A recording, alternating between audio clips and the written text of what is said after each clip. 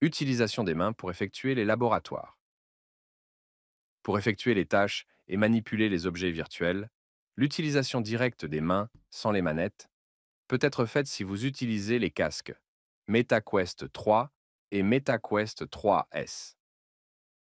Pour les autres types de casques comme le MetaQuest 2 ou les casques Pico, nous vous recommandons d'utiliser les manettes, puisque le suivi des mains par ces types de casques n'est pas aussi développé et fiable que sur les casques plus récents.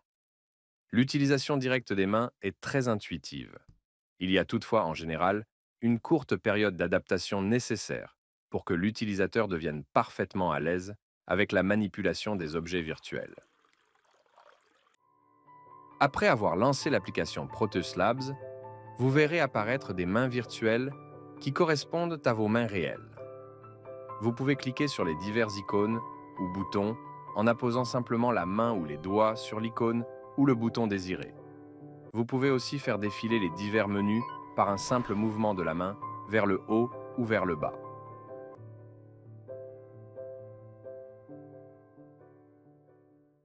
Pour saisir un objet, approchez la main vers l'objet désiré et lorsque l'objet devient saisissable, il apparaîtra rehaussé en vert. Vous n'aurez ensuite qu'à fermer la main pour saisir l'objet et la garder fermée tant que vous voudrez garder l'objet dans votre main. La main peut être fermée au complet ou en utilisant seulement le majeur, l'annulaire et le petit doigt. Pour relâcher l'objet, vous n'avez qu'à ouvrir la main. Lorsque vous devez saisir des objets de petite taille, saisir un accessoire qui se situe tout près d'un autre accessoire, ou encore positionner un objet à un endroit précis, vous n'avez qu'à aligner la petite sphère verte qui se situe au niveau du tiers inférieur du majeur de chaque main avec l'objet que vous voulez manipuler.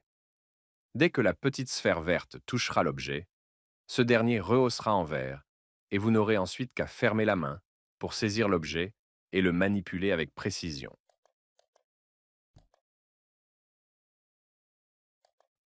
Après avoir saisi un objet, certaines manipulations additionnelles seront parfois nécessaires, comme pour aspirer ou expulser du liquide d'un compte-gouttes ou d'une pipette,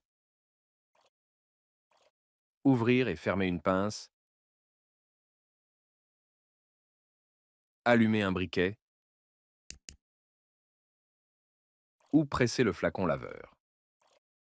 Ces manipulations additionnelles seront effectuées simplement en pinçant ensemble l'index et le pouce de la main avec laquelle vous tenez l'objet, tout en continuant de tenir l'objet en gardant le majeur, l'annulaire et le petit doigt fermés. Pour illustrer comment effectuer ce type de manipulation additionnelle, nous démontrerons l'utilisation du compte-gouttes à titre d'exemple. Saisissez d'abord le compte-gouttes en approchant votre main. Lorsque le compte-gouttes rehausse en vert, fermez la main pour le saisir.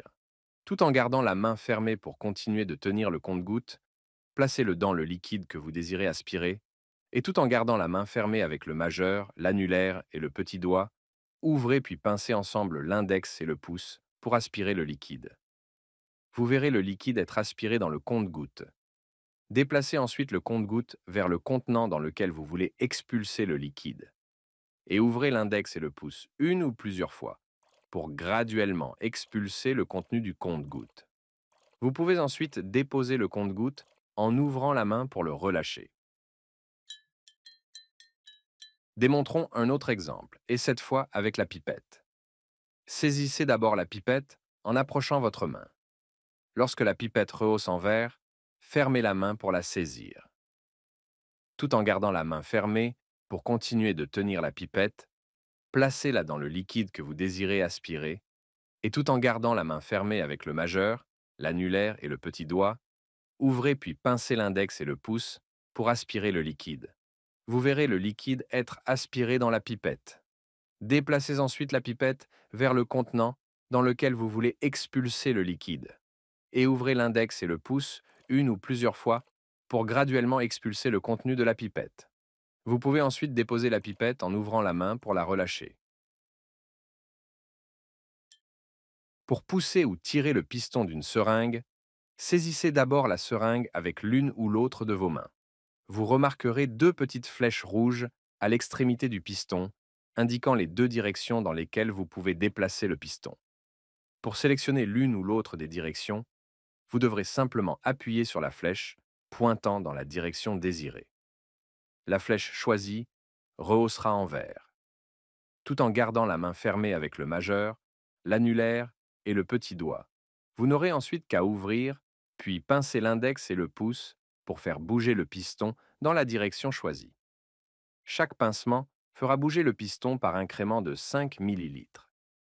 Pour changer de direction, appuyez sur la flèche pointant dans la direction opposée, ce qui la fera rehausser en vert. Nous vous invitons à regarder le tutoriel démontrant comment utiliser les manettes pour voir des exemples des divers types de manipulations possibles pendant les laboratoires. Ces mêmes manipulations pourront se faire avec vos mains réelles de façon très intuitive, en utilisant les instructions décrites précédemment.